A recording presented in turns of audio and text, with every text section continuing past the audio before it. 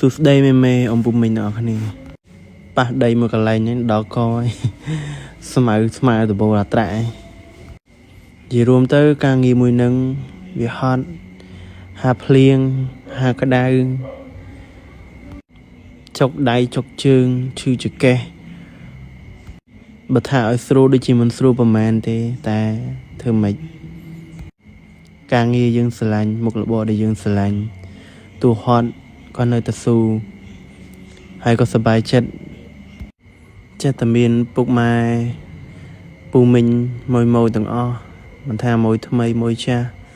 តែងតែហៅទៅព្យួរឬក៏វាយតិចក្តីច្រើនក្តីពិតជាអរគុណដល់ម៉ួយថ្មីម៉ួយចាស់អរគុណធំសម្រាប់ខ្ញុំគឺអរគុណខ្លាំងមែនទែនរយៈពេលជិត10ឆ្នាំហើយជាមួយនឹងការងារមួយនឹងជាមួយនឹងត្រាក់ទ័រមិនថាជាប់មិនថាក្តៅមិនថាមិនយើងជួបគូសមហើយក៏ធ្វើឲ្យខ្ញុំស្គាល់គ្រប់រសជាតិដីគោកដីទឹកដីរឹងយើងស្គាល់បានកលុកកលៀនបានច្រើនហើយអ្វីដែលរត់តែសំខាន់រត់តែសប្បាយចិត្តគឺចំណាយលុយទិញត្រាក់ទ័រត្រូវយកមកប្រើគឺមានការពេញចិត្តជាខ្លាំងអត់សូវជាខកចិត្តជាមួយនឹងត្រាក់ទ័រដែលខ្ញុំកំពុងតែប្រើគឺ John Deere សំខាន់យើងប្រើដោយទំនុកចិត្តខ្ពស់មែនទែនទាំងសេវាកម្មជាងទាំងគ្រឿងបន្លាស់ទាំងគុណភាពត្រាក់ទ័រដោយនៅក្នុងបច្ចុប្បន្នគឺខ្ញុំប្រើដោយទំនុកចិត្តខ្លាំងមែនទែនពុកម៉ែបងប្អូនជាចុងក្រោយបើសិនជាអ៊ំពូមីងបងចង់រកស៊ីមុខរបរដូចខ្ញុំអញ្ចឹងអាចតាកតងមកខ្ញុំបានឆ្ងល់ត្រង់ណាទាំងនេះអាចឆាតសួរបងបាន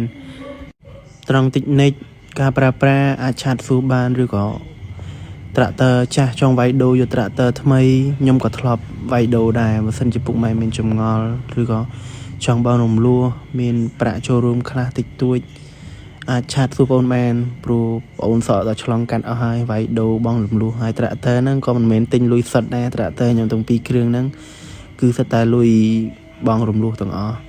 តែគ្រាន់តែខ្ញុំបងដាច់មួយខ្ញុំនៅមួយនៅថ្មីដែលទើបយកមកក្រោយបងប្អូន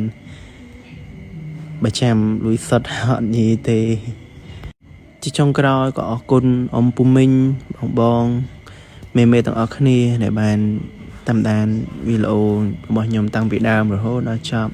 អរគុណកុំភ្លេចជួយ follow ខ្ញុំម្នាក់មួយផងដើម្បីបានវីដេអូថ្មីអរគុណច្រើនបាយបាយ